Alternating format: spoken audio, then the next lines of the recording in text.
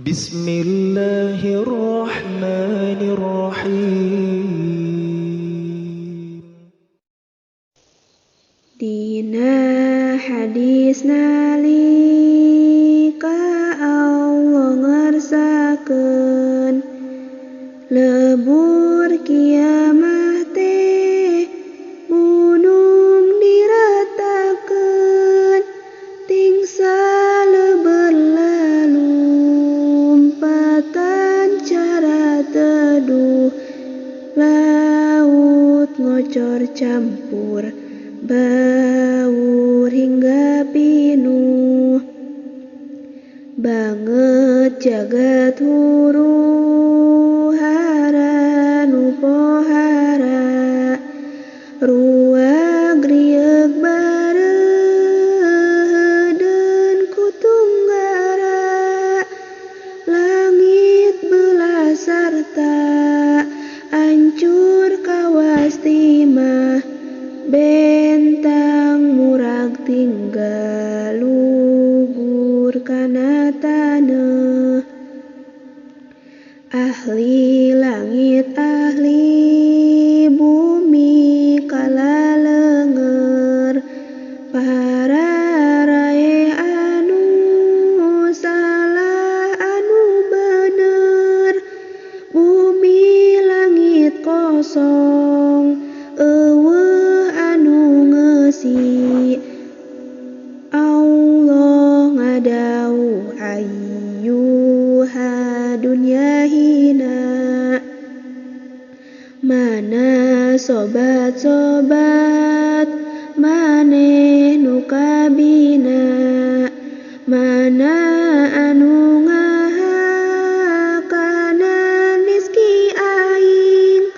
naha lain toat ka kamisi laing mana anu ngagunakeun nikmat kami kana migawe dosa di luhur bumi poe ieu saha anu ngarajaan eueuh hiji nu ngajawab jempe pisan lillahi wahidil qahar karatuan moal aya makhluk anu nyakutuan sanggeus kitu seuneu jahanam melentung hurung ngagudur ka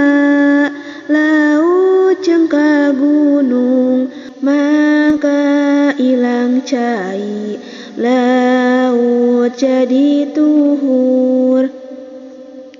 gunung lebur jiga balung ting alaur datang angin ngaratakeun ulah legok jagat raya eueuh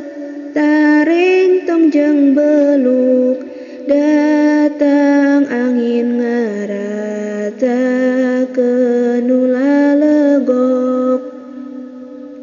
jagat rata eueuh tarentong jeung beluk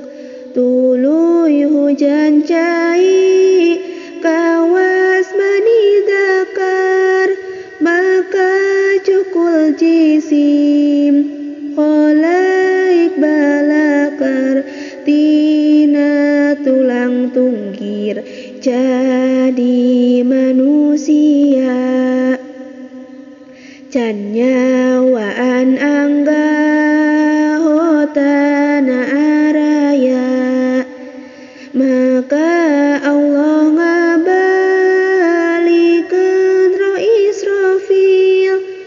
terus niup songsong nyawa bararijil kabeh pada hirup datang ka masyar Masyar sitaranjang buligil sarusah kabeh pada hirup daratang ke arah.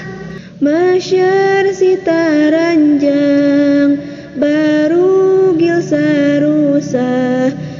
Masyar sitaranjang barugil sarusah.